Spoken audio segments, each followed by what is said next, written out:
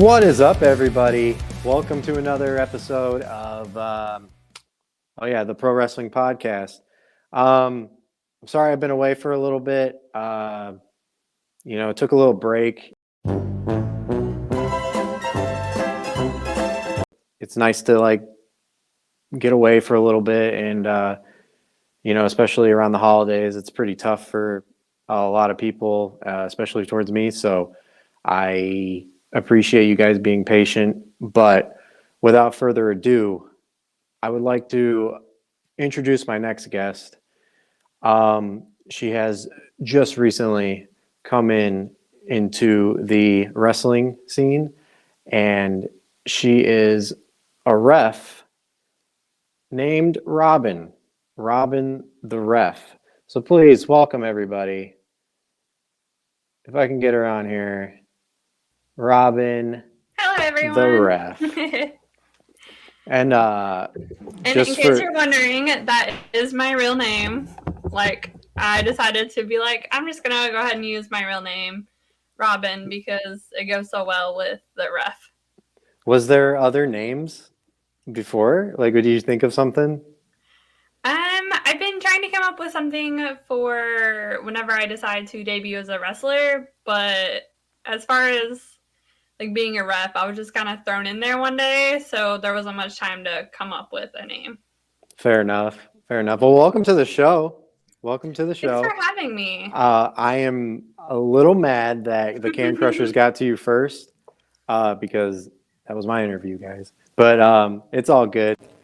If it helps, message with me the same day. Just our schedules lined up quicker.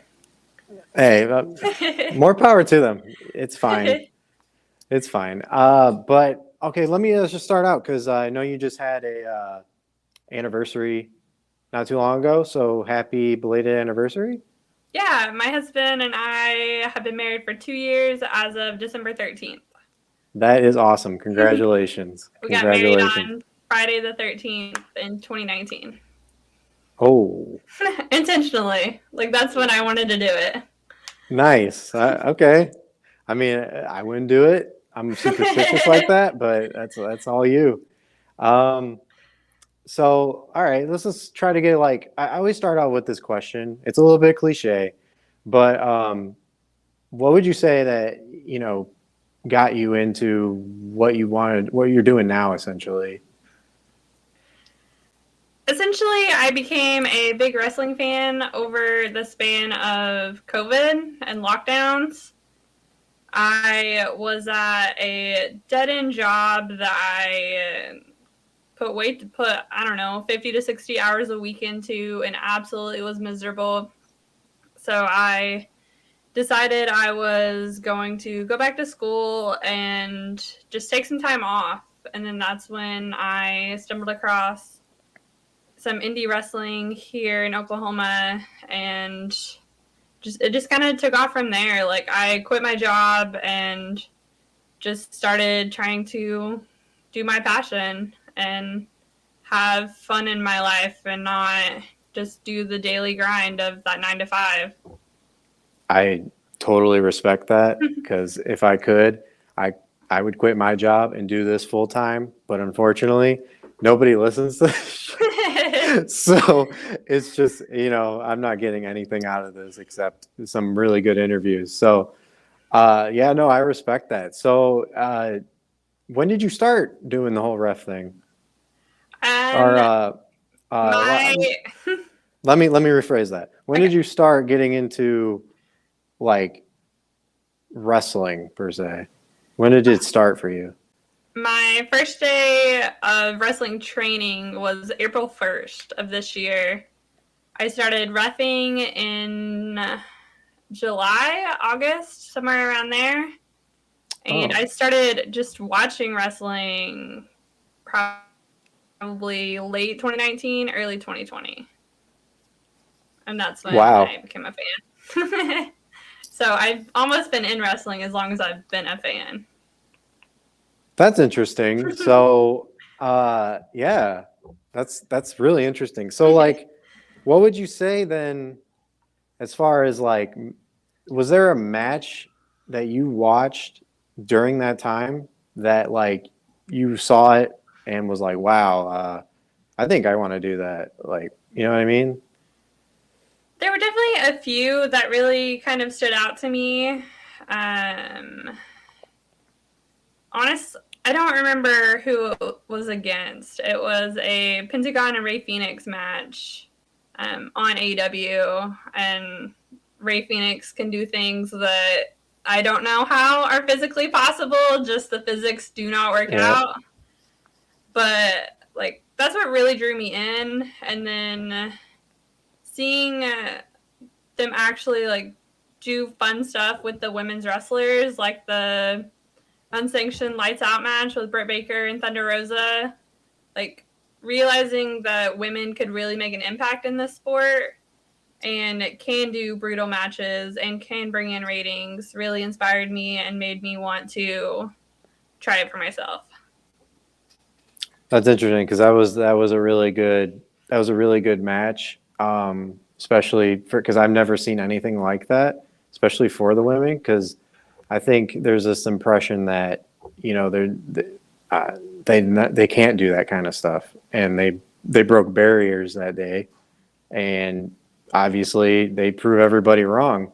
So, I mean, with that being said, I think that's awesome that you saw that and wanted to pursue it. When you first kind of came across it, like, what was your first impression of seeing it? Like, were you like most people that never really watched it? They're like, man, that's so fake. They're not really hitting each other, like, that kind of stuff. Kind of. My I haven't talked about this at all yet. My first real introduction to wrestling was a little bit before like whenever I actually became a fan, and it was like my husband's friend had came and spent the week with us because he lives in another state, and the two of them are watching wrestling together, and they're watching videos of Matt Hardy when he was doing like promos from his house and or his compound, and Yeah, he was like wrestling his brother. That was my first actual like introduction to it, and I realized wrestling is really weird. it is. Like to me, it wasn't necessarily about it being fake. It was just so like weird and crazy because of Matt Hardy's different personalities and him going into his like lake. So then I had to know if the rest of wrestling was that weird. So then we watched some Bray Wyatt, I think, when he did his like creepy cartoon gimmick. Yeah. And then watched some like Lucha Brutal or Lucha Underground, I mean. Oh, there you go. So Yeah. then it was actually very like physical and violent. So for me, I couldn't really tell that I was fake until I started watching more like mainstream like WWE and AEW. I got you. I got you. So you're pretty new at this. You're new at both getting it, watching, and then you're also pretty new at uh, training as well. And I can say that I've trained. I was at Rockstar Pro Wrestling in Dayton, Ohio, for a little bit, Mm-hmm. and I still feel my first bump to this day. So, and I got to say, I mean, it hurts. So, like, what was it like taking that first bump? And like, did you have this feeling like, holy shit, I'm in this? I definitely had that feeling. Um, the first bump is obviously just a regular back bump, and Yeah. it was fine. I didn't really feel that much until I took the first like front bump or like flip bump. And then I was like, oh my Oh, the God, worst. like, how did I like do this? Like, oh my God, that hurt. Like, Mm-hmm. My and then I was trainer, like, oh, like, this is where I'm at. Like, no going back now. the trainer at the time, he saw me do a front flip bump, and the first words that came out of his mouth, "Oh, that was ugly." I was like, "Oh, thanks." I never came back after that. So, uh, I mean, so obviously you're doing reffing, you're training to become a wrestler. Do you have a let's just say, do you have like a gimmick ready or like an alter ego? I mean, obviously, I asked you if you had a name, but I'm not quite ready to say like the names of my gimmicks yet. I'm okay. kind of waiting until closer to my debut. I have actually two gimmicks. I have a lucha style gimmick where I'm going to wear a lucha mask. And then I have a tag team gimmick with my sister where we are basically princesses. Oh, And Lucha princesses? not lucha princesses, just like Okay. regular princesses. I was gonna say that'd be Very interesting. much like Frozen, like Anna and Elsa, like style, like very cutesy and girly, but also like badass. If that makes sense. I got you. I got you. It's a lot like what the Sea Stars are doing. Not really cutesy, but I mean they're badass. Yeah. But the gimmick that you're describing, it's kind of interesting because it'd be like the first coming of a female El Generico, if you know who that is. Mm-mm. I don't know if you know about Sami Zayn or not. Back in I know no, I'm supposed to know that name, but I don't. uh, I'm this the is gonna worst make it at these really tough for podcasts. references. Yeah. Welcome to the Pro Wrestling Podcast. Uh, the so El Generico, it was Sami Zayn Sami Zayn was El Generico back in Ring of Honor, Mhm. and he's a Canadian who would wear a luchador mask, and Yeah. his name was so that'd be kind of cool. He got really popular off of that, so maybe you could, you could try to do it. I don't think I've ever seen anything done like that isn't, without a lack of a better term, like in the Hispanic Mhm. genre of it all. So, for you to do that and to also like be a female is a nice touch. I feel like you could play off of that. Also, the princesses thing. I don't know. Maybe do the lucha princess thing.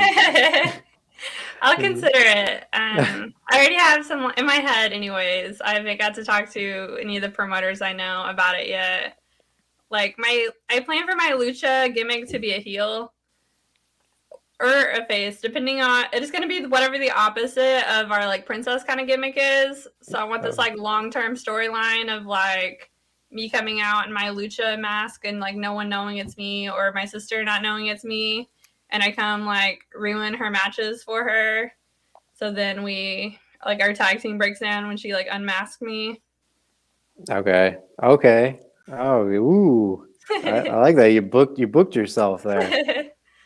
So like I think man, I was about to make a joke that'd be stupid. I was about to say like with the princess gimmick, you should come out with like live animals and like you should sing, right? And then come out with like live animals, like squirrels and deer and all that shit. I think that'd be funny as fuck. But no, That I'm would just be kidding. amazing, but so much work. Well, Like that could be your finisher. Like he's like, there's no rules in the rule book that say I can't bring animals to help us with this fight. So, uh, so with that being said, like speaking of rule books, with being a ref, I don't know how that really goes per se. Like I've never trained to be that. So, is it like the NFL where you have to like learn a set of rules in a sport that primarily doesn't really have any?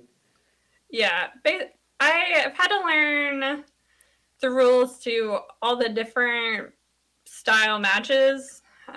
Obviously, there's some matches that don't have rules. I just have to count to 3 or whatever. But even still, kind of knowing like the flow of how those matches are supposed to go definitely helps know when like my time to do different things are. And the hardest thing I've really had to work with is tag team matches, just because there's so much going on and you have to remember to like count people out and like make sure that they're not interfering when they're not supposed to, tags are done, stuff like that. I've definitely been in situations where they just basically made up the rules to some type of match for like storyline purposes, but didn't bother to tell me. So then I Oh, had to just like figure it out on the spot. And me not being a big wrestling fan like beforehand, I didn't have a reference point to what the rules were. So I just had to like Wing do what it. I usually do, is just either wing it or call it like a shoot wrestling match. Like, Nice. and if they get disqualified, that's on them. I can't help you out if you don't explain what you're wanting from me. Yeah, the communication is key. I don't agree with that at all, unless it was like a test or something. But no, yeah. So it's like you said, you just started out not knowing a lot. Like, does your husband have any influence on that? Like when it comes to the stuff like that, does he help? Has he helped you out with like terminology and what to say, what this is, what that is? You know. He definitely has. He's been a wrestling fan all his life, and I assume would be a part of wrestling if he would have thought when he was younger that was a possibility. But now thinks he's like too old to start. So Nope. I'm gonna let him know right now, and it'll come from my mouth to him that DDP, Diamond Dallas Page, started his wrestling career at 34. I don't know how old he is, but 34 is pretty old. But anything's possible. His main thing now is to just like ride my coattails and whisper the information to me whenever I need it. There you go. So Like, he does help you out. Yeah, he'll come to shows with me, and he'll like sit in the crowd, and I'll be in the locker room, obviously, and I'll text him and be like, "Hey, what are the rules to like a fatal four-way? Like, what do I need to know?" And he'll like text me back, or if there's a reference that someone's talking about a lot, I'll just quickly text him to get the information so I don't seem completely dumb. So he's like kind of like a coach in a way. That's interesting. He's very supportive and very like helpful and very much a coach. A coach is a good word for it. Yeah, I like that. That's a sign of a long marriage. So you guys are going to be great. What kind of responsibilities, like going back to the whole, like what the referee does? Because I don't know, like what kind of responsibilities would you say that you have when you're in the ring with a certain talent? Like, what do you have to uphold? The basic rules to any wrestling match, such as obviously like ending the match, like counting to 3, or if they submit, or if someone gets hurt, it's my responsibility to inform everyone and basically help call an audible of how to fix the match.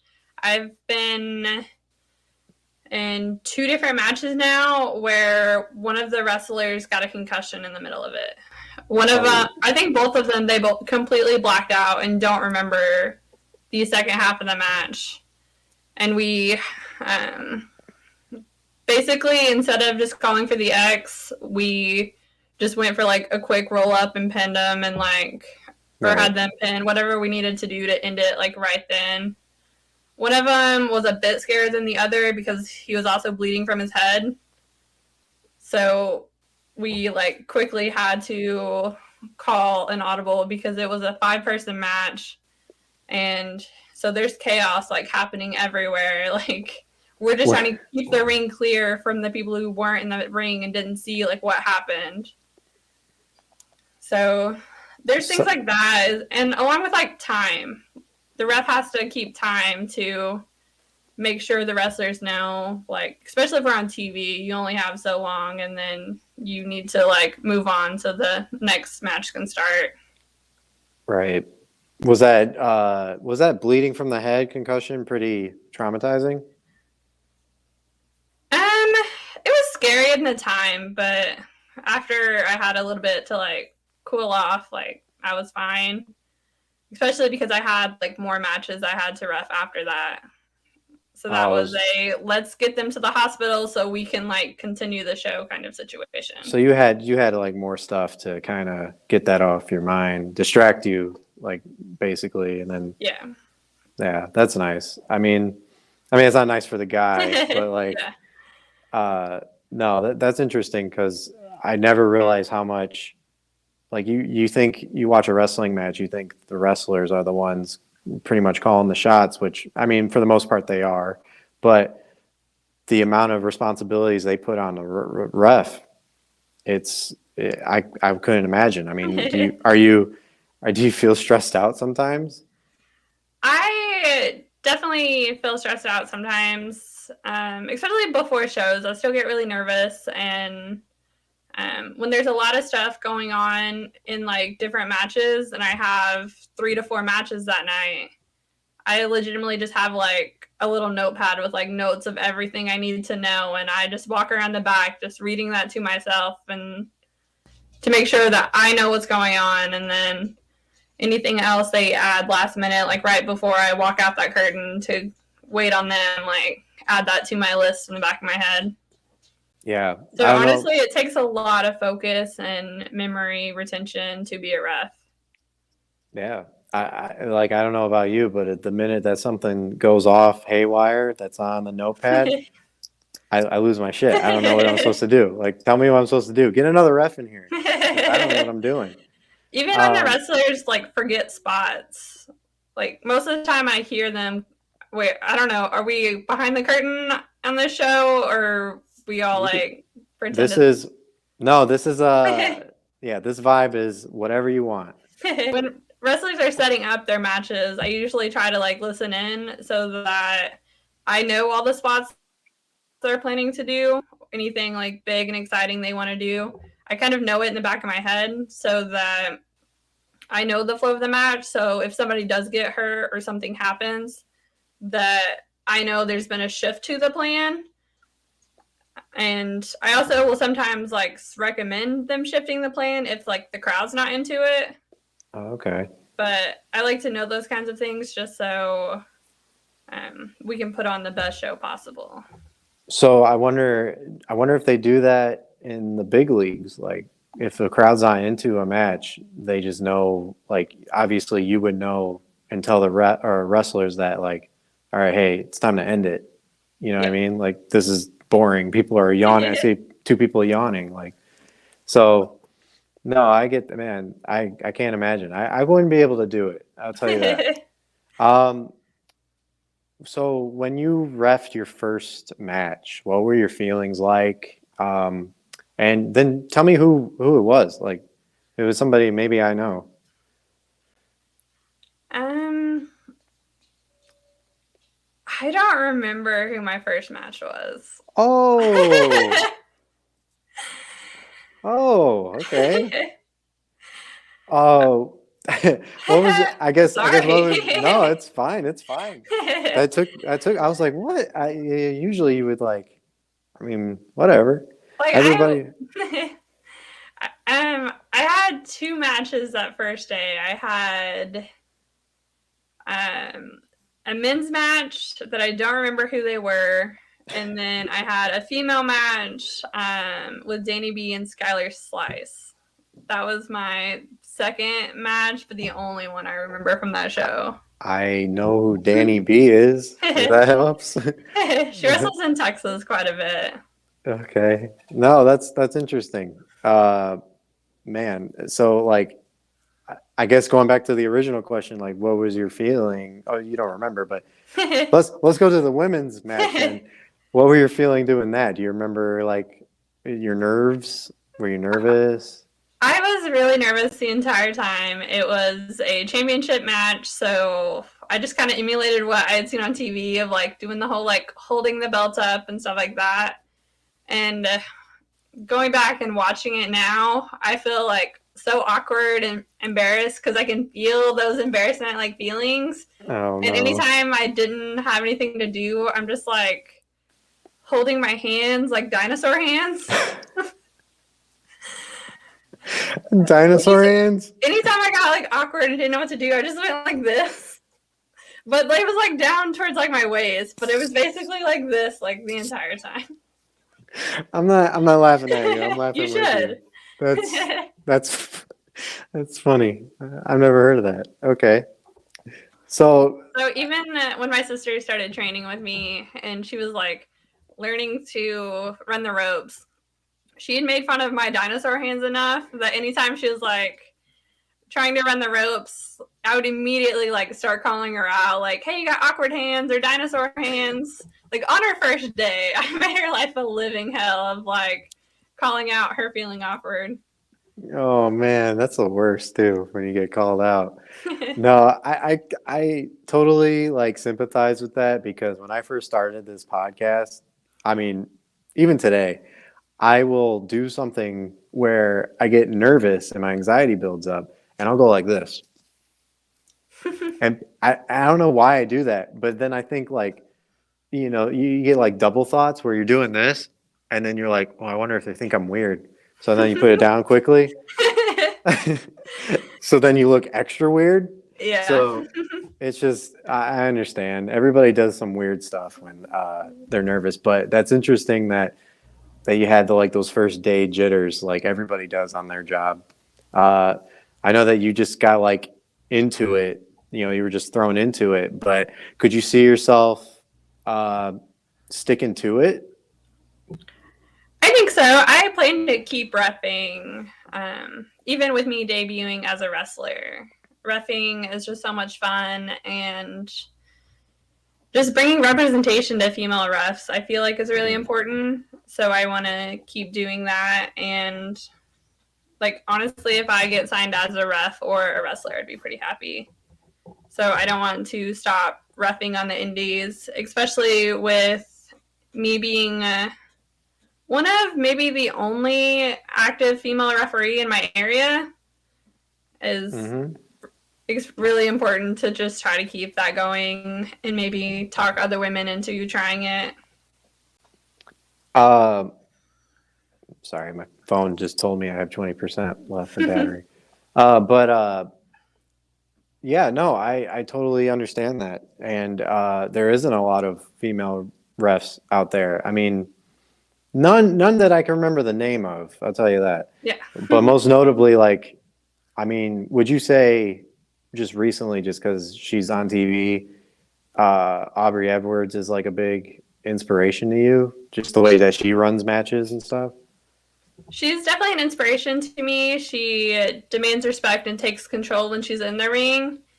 And she also just doesn't take shit on social media. If people try to bully her, she's just like, fuck you, I don't care. Yeah. And I very much respect that and hope to be that way. How's your social media kind of been since you started this whole thing? Is it different now or is it remain the same? It's definitely different because I'm trying and posting things and stuff like that. I didn't have a social media presence at all before this. I very much like just being in my own world, so I didn't post or have accounts anywhere. Okay. Yeah, because I mean that's how obviously Can Crushers and me got to figure out. You came up as a suggestion, so I was like, oh, hey, a ref. I've never interviewed a ref before, so again, thank you for coming on. This is awesome. But Oh, absolutely, this is great. Thank you. yeah. But the one thing I wanted to say is that obviously you take inspiration from Ref Aubrey, who coincidentally refed a match between Britt Baker and Thunder Rosa, which you already mentioned. But you also got to ref a Thunder Rosa match, right? I did. I refed a Thunder Rosa, and I'm going to mess up her name because I do it every single time. It was a Thunder Rosa and Maddie Winkowski match. Maddie Rinkowski. Yeah. Okay. Where was that at? It was in Tulsa, Oklahoma.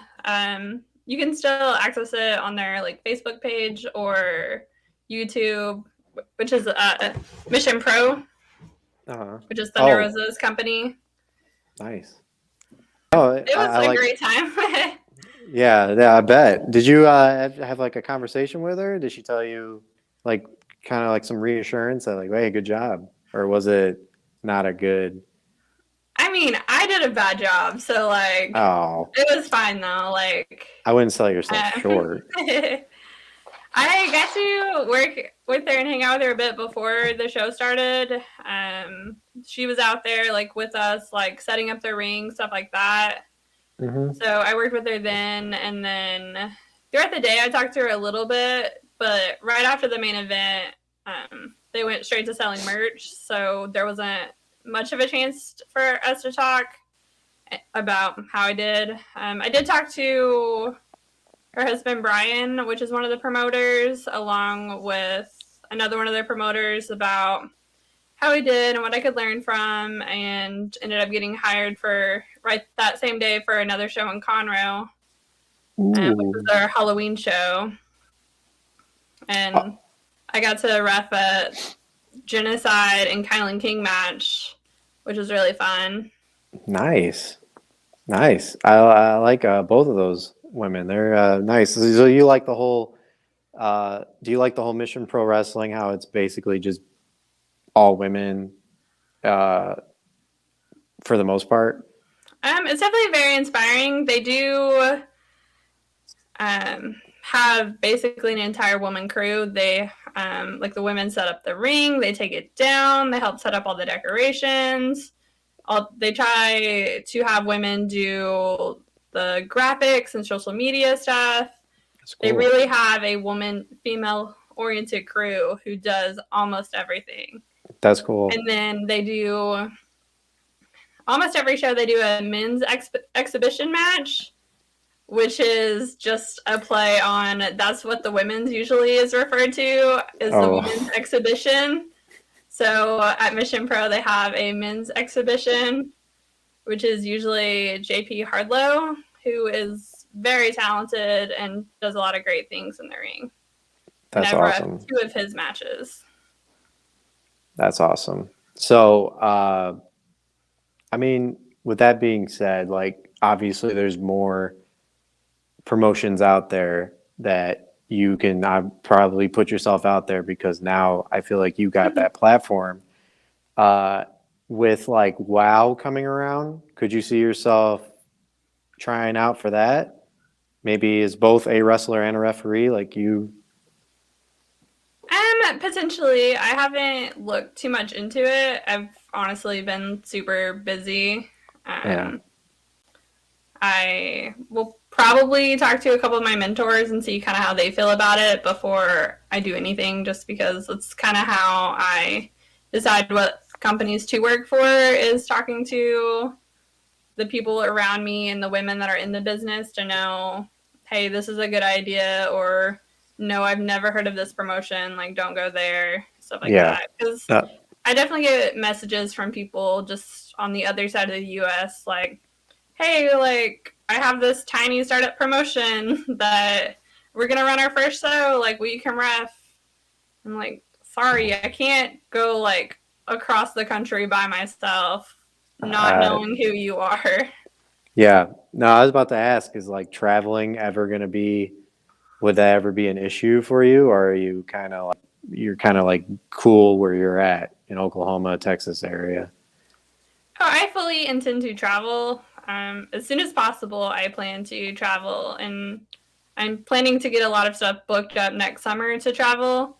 I just don't like to travel by myself per se. I would rather Okay. have someone from my group that I train with, or my sister or my husband with me, just because honestly, wrestling's still kind of gross, so it's safer for women to have someone with them. I agree. I agree. Hopefully you never have to deal with any toxic fans ever because they are out there. I'm from Chicago, so I think we're the most passionate city for wrestling, and I think we get a little too passionate sometimes. So come here, but just keep your head on a swivel. Uh, so then, what's next for Ref Robin the Ref? What's the next? What's your goals essentially? um, my long-term goal is to wrestle in Japan. My Wow. short-term goals are to obviously start wrestling and continue refereeing, and hopefully travel to as many cities next summer as possible, just because I'll have a little bit more time and my sister will be on break from college, so we can travel just about anywhere.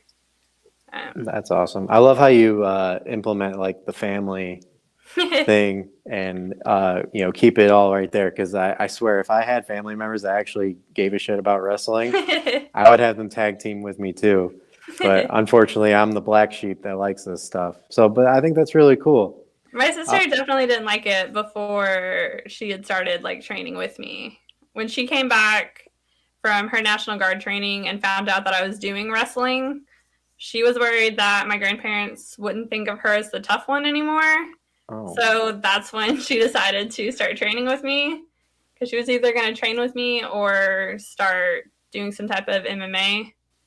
But I convinced her to get into wrestling and start tag teaming with me. Did it take a lot? Did it take a lot of convincing?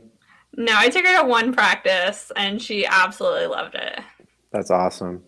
That's awesome.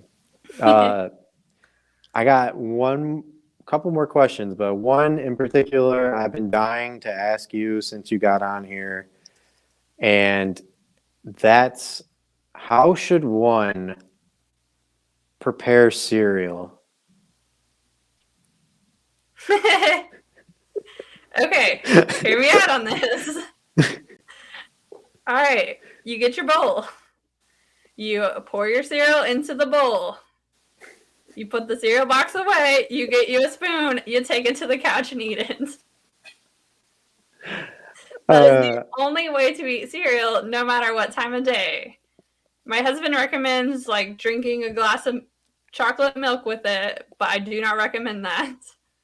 Chocolate milk? Okay. Yeah. I've heard water. I've heard all kinds of stuff. Almond milk. I've never heard of chocolate milk. I mean, it makes sense. He absolutely loves chocolate milk, even as a grown man.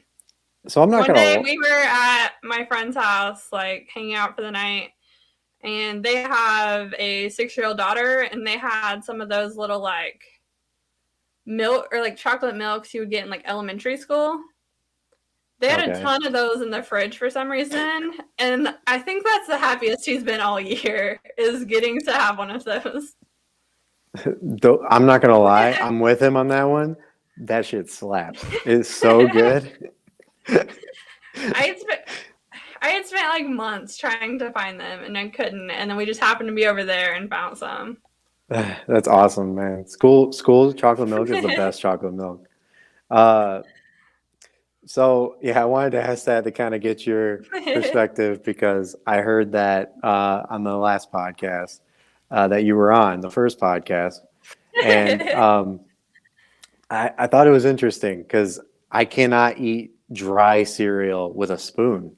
Like I gotta eat it like it's chips. You know what I mean? So man, more power to you. More power to you.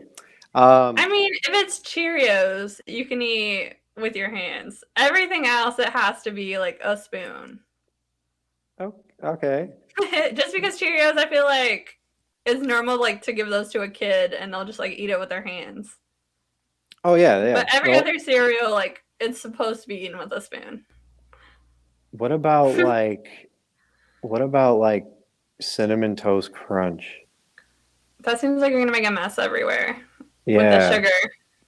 Like that's why you use the spoon and the bowl to like keep it from being messy. Wow. I think next time you have like a Christmas party or like Halloween comes around, instead of like bringing out a bowl of chips for everybody, just bring out a bowl of fucking Cocoa Puffs and serve it. But hey, I was gonna ask you more about how you're, into Marvel and stuff like that, which is awesome because I'm not particularly. What are you into then? Besides wrestling, what do you like? Okay. I like all kinds of stuff. I'm into. I'll watch the movies, but I'm not like into like the whole lore of it all. Just keep it simple. But yeah, that's what I like. I mainly like video games, pro wrestling, of course, and then uh, music. I'm Okay. I'm pretty average, honestly. Um, So but are you playing Pokemon Go still? Or is it only on no, Nintendo? no, I think that died for me the same time it died for everybody else, which was like a month. So it was yeah, it was one of those things where it was fun and then it just got really boring really fast. I've But I recently do like circled back to it and picked it back up. I've been playing you it for the last like 3 weeks. have you? Yeah. That's awesome because my sister actually does still play it. And sometimes she'll be like convincing me, like, come on, let's go walk around. I'm like, all right. And I'm like, hey, this is fun. And then I remember that it's not fun when you're doing it by yourself. And I just delete it all over again. So it's like an endless cycle. But man, this has been like super, super fun. I'll have to have you come on again when you inevitably make it into the big times. So, with that being said, before we go, can you let everybody know that's listening and watching where they can find you on social media? You can find me on Instagram at robin.breff. You can find me on Facebook at Robin the Ref, on Twitter at Robin the Ref. I think it's robin.b.ref. And then soon you'll be able to find me on TikTok and YouTube, but I'm real lazy Ooh. about uploading right now, so that'll be a next year kind of goal. Hey, that's awesome. 2022 is looking up for you, huh? You got We got TikTok? a lot of big plans. All right, guys.